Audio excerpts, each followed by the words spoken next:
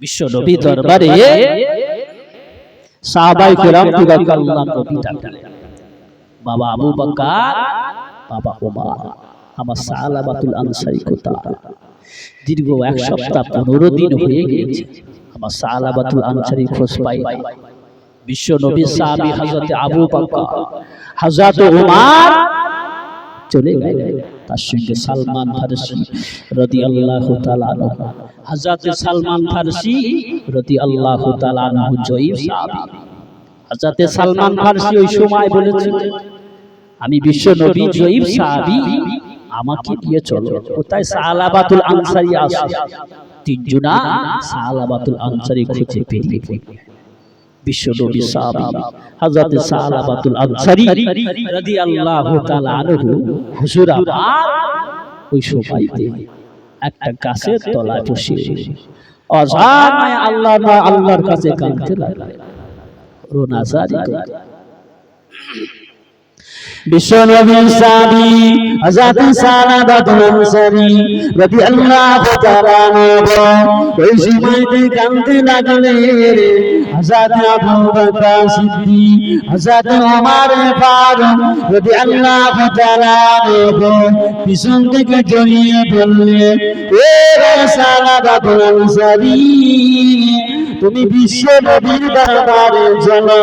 হযরত সালাবাতুল আনসারী রাদিয়াল্লাহু তাআলা আনহু ওই সময়তে বলতে লাগলেন, এ রাসূলুল্লাহ, সাহাবীরা, আমি বিশ্ব নবীর দরবারে যাব না, কেননা আল্লাহ নবী আমাকে ক্ষমা করে না।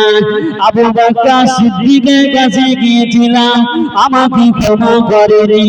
ওই সময়তে সালাবাতুল আনসারী রাদিয়াল্লাহু তাআলা আনহু এত কান্না কাঁদতে লাগলেন, হে রাসূলুল্লাহ, সাহাবীরা, আমি বিশ্ব নবীর দরবারে যাব না, বিশ্ব নবীর দরবারে যাব না, তবে আমাকে নিয়ে যেতে হলে আসামির মতো বেঁধে দিয়ে বিশ্ব নবীর দরবারে নিয়ে যাও। হযরত আবু বকর সিদ্দিক, হযরত ওমর ওই সময়তে বিশ্ব নবী সাহাবী হযরত সালাবাতুল আনসারী রাদিয়াল্লাহু তাআলা আনহুকে নিয়ে বিশ্ব নবীর দরবারে চলে। যখন বিশ্ব নবীর দরবারে চলে, আল্লাহ নবী ওই সময়তে ফজরের নামাজ পড়ছে। বিশ্ব নবী আল্লাহুম্মা তাকাসুর, আল্লাহ নবী নামাজ শেষ করলেন। বিশ্ব নবী আমার দুনিয়ার বাদশা হাবিবুল্লাহ জনাবে মুহাম্মদুর রাসূলুল্লাহ সাল্লাল্লাহু আলাইহি ওয়াসাল্লাম নামাজ পড়া শেষ করে দিয়ে আল্লাহ নবী সালাবাতুল আনসারীকে ডাকলেন, এ সালাবাতুল আনসারী, যখন আল্লাহ নবী ডাকলেন, ডাকা শুনতে শুনতে আল্লাহ নবীর সম্মুখে আসা খেয়ে পড়ে আল্লাহ নবীর সম্মুখে সালাবাতুল আনসারী রাদিয়াল্লাহু তাআলা আনহু দুনিয়া থেকে বিদায় নিয়ে চলে গেলেন। ইন্না লিল্লাহি ওয়া ইন্না ইলাইহি রাজিউন। আল্লাহুম্মা সাল্লি আলা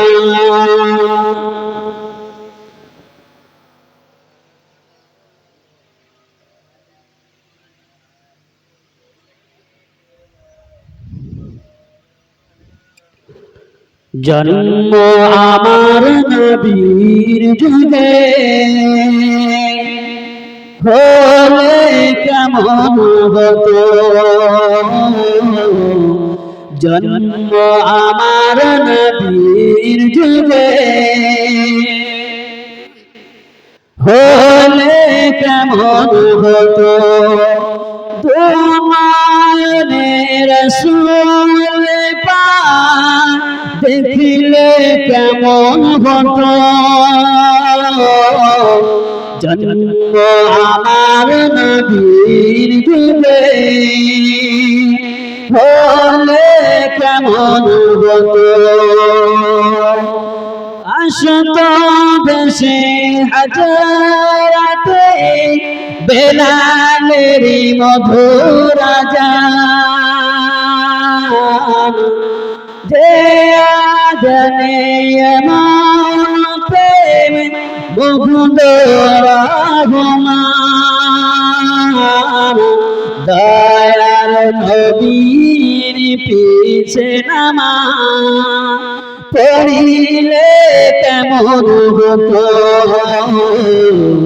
দয়ার নবীর পিছে নামাজ পড়িলে কেমন হতো আসত দেশে হাজরাতে বেলালের মধুর আযান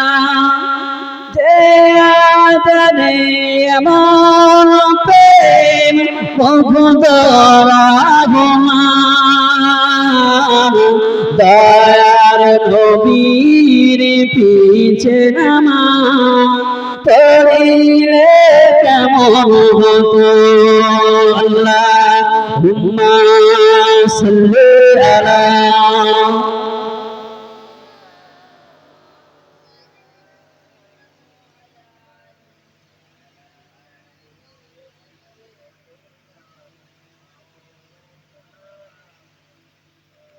জয় মুক্তাসার করলাম আল্লাহ পাক আমাদের সবাইকে বলা এবং শোনাতে সকলকে আমল করা তৌফিক দান করুন আল্লাহু আমিন এখন ওয়াজ নসিহত করবেন জনাব হযরত মাওলানা মুহাম্মদ ইউসুফ হুসাইন আপনারা সকলে ধীরে ধীরে ভাবে শ্রবণ করুন দুরূদ শরীফ পড়ুন আল্লাহুম্মা